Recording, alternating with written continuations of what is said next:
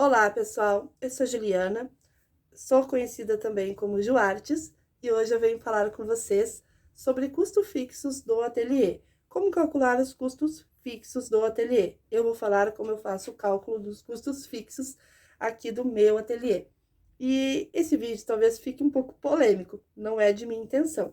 Então eu peço para você que antes que eu liste todas as coisas que eu coloco no meu custo fixo do meu ateliê, você venha com o coração aberto assistir esse vídeo, com a mente aberta, tá? E entenda também que varia muito a realidade de uma artesã para outra. E a gente precisa partir do princípio, que é ser realista com a nossa realidade. Por favor, pessoal, tá? Eu peço para vocês, sejam realistas com a realidade de vocês. Como assim, Ju? Eu vejo que muitas artesãs pegam uma lista da internet ou se usam de exemplo outras artesãs, né? Inclusive eu também, como para colocar os custos do seu ateliê. Às vezes porque não sabe quais são os custos do ateliê ou porque imaginam que é aquela realidade, tá?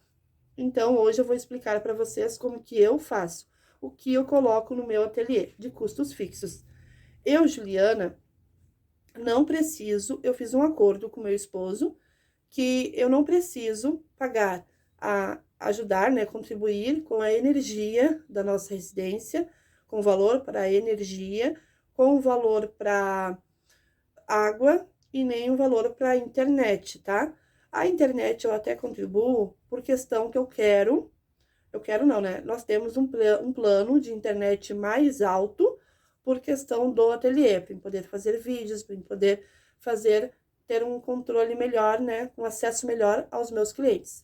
Enfim, então eu pago a energia, mesmo não precisando, tá? Não sendo uma realidade, né? Que eu tenho que pagar todo mês, vendendo ou não vendendo esse custo, tá?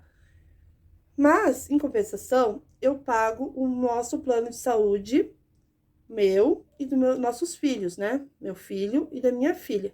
Então, eu não pago uma coisa, mas pago outra.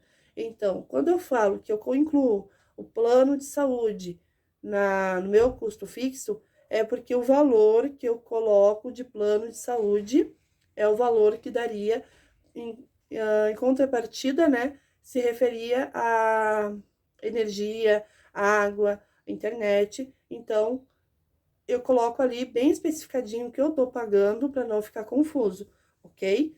E você aí, então, vai fazer a sua realidade. Se você não precisa contribuir com energia, água, luz na sua residência, porque às vezes, né, a gente está começando e a gente ainda não tem esse custo para pagar, né? Porque é um acordo, né? Não precisa, a renda do marido favorável, então às vezes compensa. Ou a gente tem o ateliê como renda extra, né? A gente tem o ateliê como, assim, a gente tem outro trabalho que também contribua já, então a gente não precisa colocar esses custos que a gente ainda não tem, principalmente o aluguel. Se eu não pago aluguel, por que que eu vou colocar um valor de referente ao aluguel no meu cálculo do custo fixo? Ou se eu pago o aluguel da minha casa, né? Por que que eu vou colocar um valor de aluguel no ateliê, se independente do ateliê ou não, eu iria pagar, continuar pagando aquele aluguel, né? Se eu trabalhasse em outro lugar, por exemplo, numa outra empresa, né? Eu iria ter, eu não iria ter esse custo de aluguel também, ia ser do meu custo pessoal. Mas, Ju, se eu precisar alugar uma casa maior, eu vou precisar colocar o custo do aluguel no meu ateliê, né? Uma porcentagem aí para o ateliê. Gente, é super normal, tá? Eu vejo que algumas artesãs também não têm medo, né? Tem uma crença aí que traz um medo de aumentar os preços conforme aumenta os custos do material, enfim. Elas têm esse medo. Nossa, mas eu já aumentei esse ano. Gente, é super normal, tá? Não é ruim a gente aumentar os preços se os nossos custos aumentaram, tá? É super normal. Então, vamos supor, daqui 6 meses eu vou alugar uma peça, uma loja física, né, um ponto comercial físico para mim trabalhar com o ateliê. Então, eu vou refazer os meus preços de acordo com os meus custos, né? Do aluguel, de uma atendente, de uma internet, enfim, todos os custos que eu vou ter que fazer e passar para os meus produtos, tá? Porque não existe mágica. Se você tem a realidade que você paga aquele custo para manter o seu ateliê aberto, você precisa colocar na precificação da sua peça. Agora, se você não paga, não precisa exonerar a sua hora para colocar um valor que você não precisaria, tá? Se você vê que não colocando esses valores, porque você não paga, não precisa pagar, né? E o seu preço está muito abaixo do mercado, ou está mais abaixo do mercado, e é um produto que você sabe que poderia ganhar mais, gente, aumenta a margem de lucro. Eu vejo que muitas artesãs enchem lá, listam lá o custo fixo, colocam muitas coisas que não pagam, e chega na hora da margem de lucro, colocam 15, 10, 15% ou 20% de lucro, sendo que o lucro ele é importantíssimo para o seu negócio, tá? Em outro vídeo eu vou falar sobre lucro, sobre margem de lucro, mas eu quero que vocês tenham ciência que o lucro é o que vai trazer investimentos para o ateliê. Você vai reinvestir, você vai expandir o seu negócio, né, o seu ateliê, através do lucro, não é nos custos, tá? Então, gurias, como que você vai calcular esse valor de custo fixo no seu ateliê? Bom, você vai pegar todo o valor que você gasta, né, para manter o seu negócio ativo. Como assim? Custo, né? Transporte, o que você gasta de transporte no mês, para fazer compras, para fazer, atender questões burocráticas do ateliê, né? Que você todo mês aí tem alguma coisa, eu, por exemplo, tenho que ir em contadora, tenho que ir em banco, tenho que resolver algumas burocracias, eu gasto um valor com transporte. Então, eu coloco no meu custo fixo uma média aí de valor que eu posso gastar no máximo por mês, tá? Não posso passar desse valor, senão já vai estar sendo prejuízo, vai estar sendo descontado lá do meu lucro ou do meu salário, né? Daí é errado. Então, é prejuízo. Então, temos que cuidar disso também. Coloco aqui um custo de bordados, que é o quê? Matrizes, que eu tenho limite para comprar por mês de matrizes, o valor, né? Se caso precisar fazer alguma matriz e eu já não tenho aquele valor, ou é alguma matriz exclusiva para aquela cliente, eu cobro do valor da cliente, incluo na encomenda dela, tá? Então, é um valor que poderia ser variável, mas eu cobro. Mas, gente, eu bordo, então, eu tenho esse custo de acordo com a minha realidade.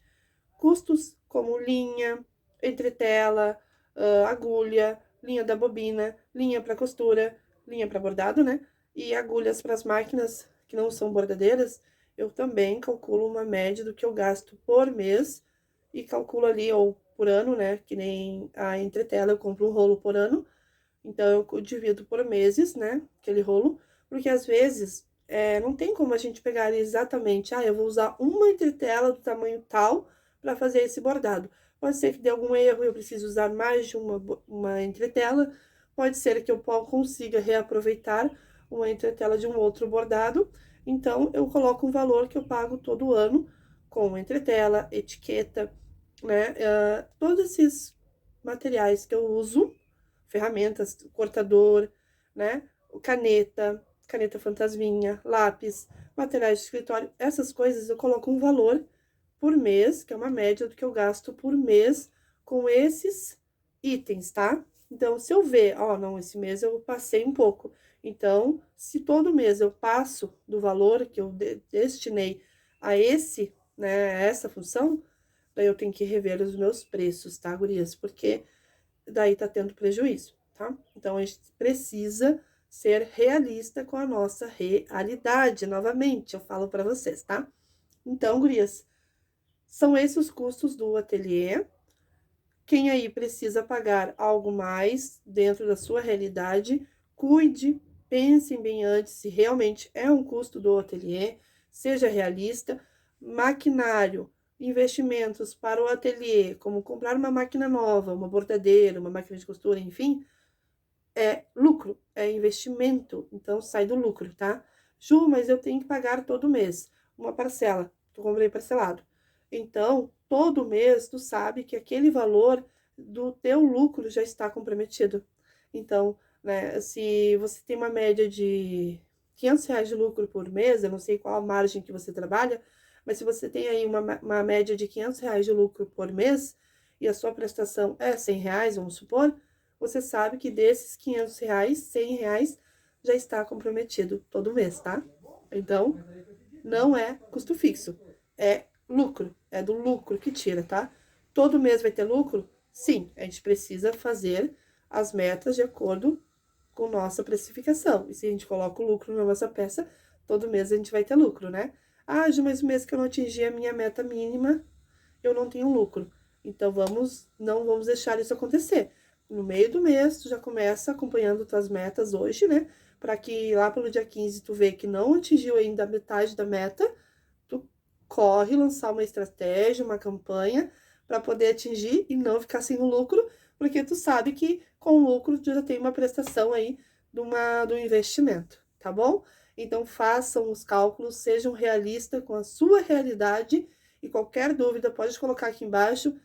Eu podendo ajudar, vou ajudar, responder, né? Vou responder. E eu estou fazendo de acordo com o meu ateliê, com os custos do meu ateliê, com a minha realidade. Você aí vai fazer de acordo com a sua realidade. Então, fiquem todas com Deus, tenham uma semana abençoada, um mês de agosto próspero e fiquem todas bem.